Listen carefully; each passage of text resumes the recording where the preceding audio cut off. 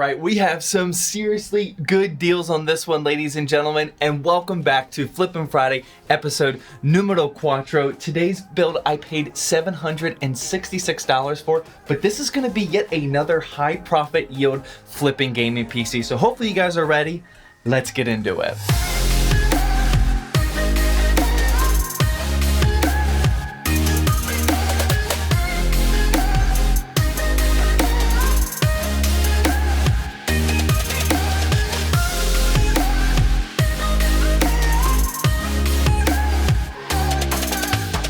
Alright, so just to give a real quick performance part tour real quickly, this here is the Ryzen 5 1600, not the AF version, mind you. Just picked this up randomly on Mercari. We also have the Zenith Power 2x8 GB DDR4 kit, clocked at 3200 megahertz. This actually wasn't even on a deal. This was just normal Amazon pricing. For the motherboard, we have the MSI B450 Tomahawk Max, highly regarded as one of the GOAT B450 motherboards. Pick that one up on Amazon Warehouse, as you can see. And finally, for the GPU, which I know you're all wondering about, this is the EVGA GTX 1070 Ti, specifically the SC model. And of course, this was picked up on EVGA B stock. And now I do have an updated 2021 GPU buyer's guide video, which you can check out up here. But just like every other episode, everything that I talk about today is linked down in the description. But let's start building this thing because I'm super excited to see how this one turns out. I've promoted a ton of third-party key reseller websites in the past, but Digital Chillmart continues to be my all-time personal favorite site to use, and I've bought at least 30 keys from them so far for my own business. Digital Chillmart not only has all the keys you need, such as Windows 10 and Windows 11 for your PC flipping business, but unlike everyone else, they also provide literally instant key delivery as soon as you purchase it, which is why it's my favorite website to use. Someone feel free to snag up that code on the screen, by the way, you're welcome. With the coupon code ZTT, they're actually giving you 50% off, and that drops the price of Windows 10 Home down to just $10. I don't see a single other website beating that price right now. Head on down to the link in the description to remove that nasty unactivated Windows 10 watermark. Show your customers that buy your builds that you're legit so you get more business in the future, and don't forget to use discount code ZTT to get 50% off.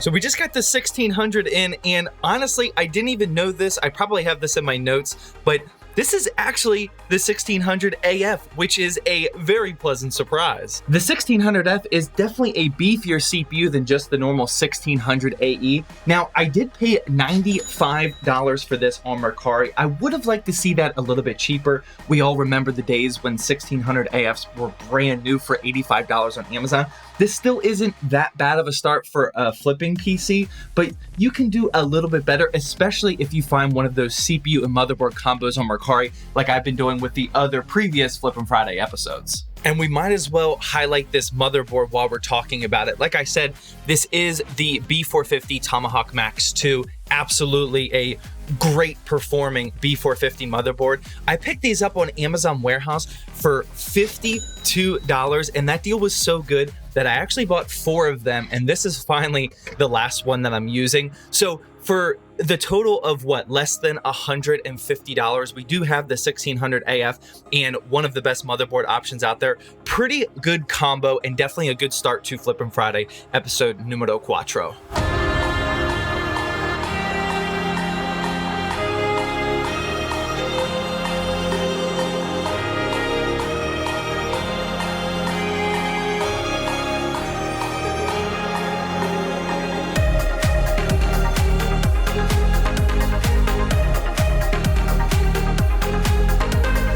Now that our motherboard is fully prepped and complete, we don't want to throw it into the build just yet. We have to prep our power supply. And I want to quickly talk about this XPG Pylon 650 watt power supply. This is honestly one of the most meta power supplies for any gaming PC flip that you need more than like 450 or 600 watts. And to make things worse, of course, your boy is adding some Asia Horse cable extensions. This time, despite what you may think is worth it or not, I'm just going to be using these all black cables on a power supply that already has all black cables. You guys know how I roll at this point. Having nice, straight, braided cables, even though they're all black, looks much better than just stock black cables. You absolutely do not need to use extensions if that's the color scheme that you're going for. You can save the $26 and make that more profit. But for me, it's always worth it. Aesthetics over everything.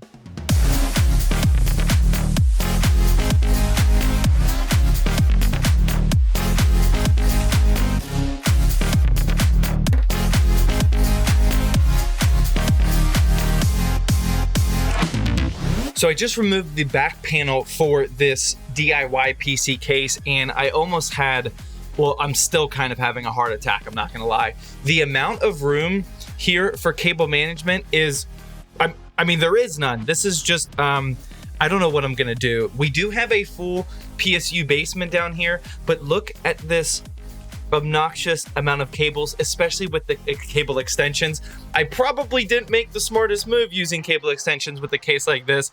I honestly don't know how we're gonna do this. So chances are, if you're an aesthetic PC builder like myself, you ran into this situation before. The biggest thing is to just stay calm, do your absolute best, and the worst case scenario is you have to remove the cable extensions. But for somebody that truly believes in the aesthetics over everything principle, I'm gonna do my absolute best work here with cable management to try to successfully complete this build without removing the extensions.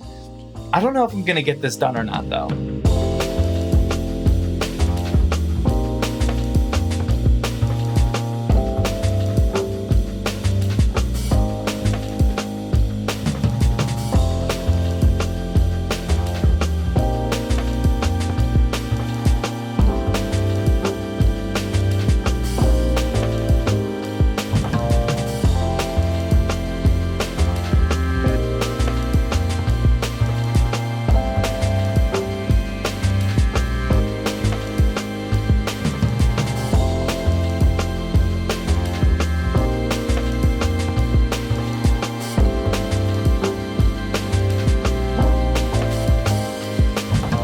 This is a nightmare, ladies and gentlemen. I don't know if you can see this, but these are the colors of the RGB fan. I just turned the system on for the first time.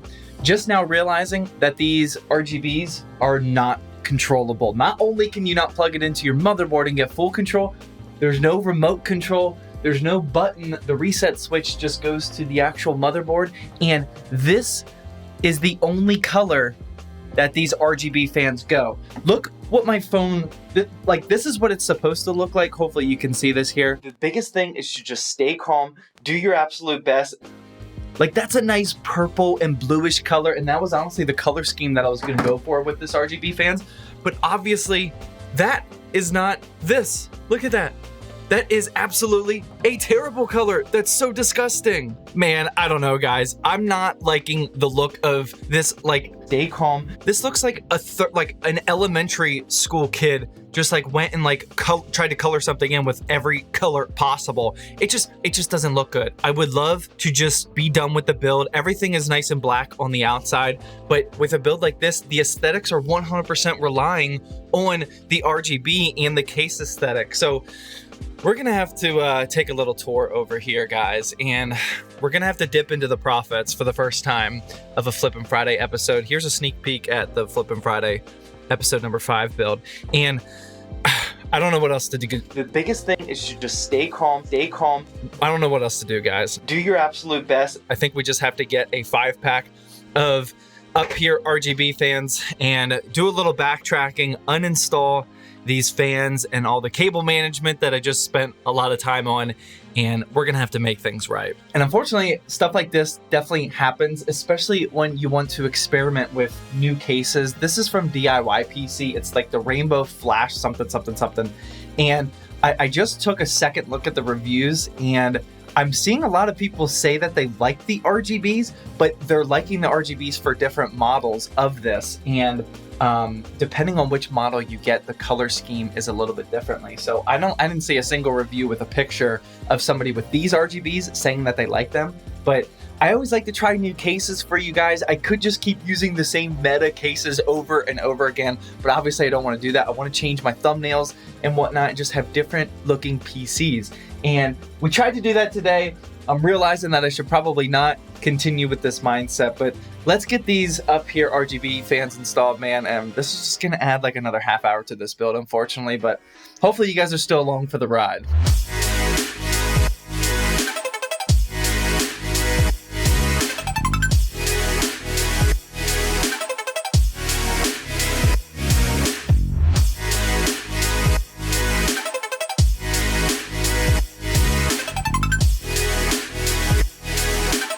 Yeah, see, this is no fun. I actually had to completely remove the power supply from the basement. That way I could get access to the bottom screws of the front fan.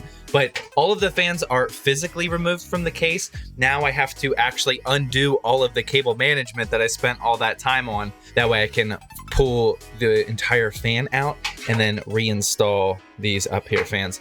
This is no bueno. All right, so here's the moment of truth. All of the fans are installed. We got the new up here RGB in here, and let's just see what it looks like. Woo!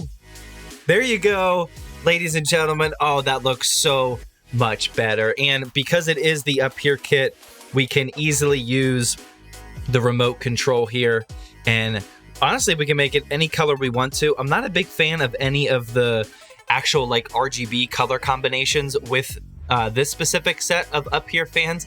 That one doesn't look bad, but it's still a little bit too much rainbow puke in my opinion. So I think the best is either blue or purple. We'll leave it at purple for now. Let me know in the comment section what color scheme you guys think, but let's take a couple quick seconds to look at the glamour shots, and then we'll talk about this full parts list.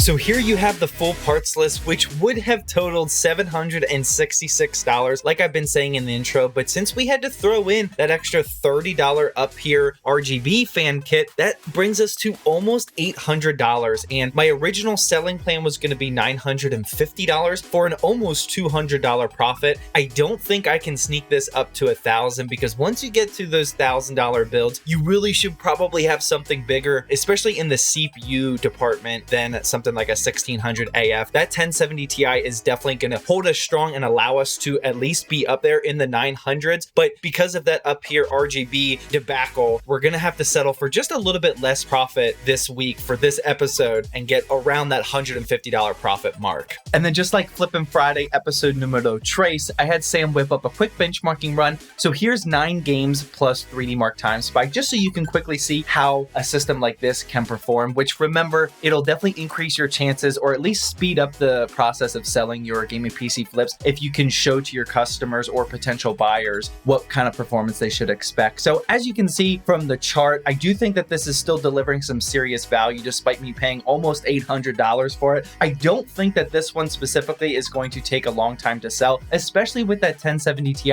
and especially since our aesthetics are always on point here at ZTT. And then just as a reminder, I will be selling this build along with literally every other PC that I build here in the studio over on my website, zaxtechturf.com. But that is going to wrap up Flippin' Friday episode numero cuatro. Make sure you go catch up on all the other episodes, that way you don't miss them. Feel free to comment down below if you want to see a specific combination of parts or even a price target on an upcoming Flippin' Friday episode. Hopefully you guys enjoyed this one, and have a good weekend, everybody.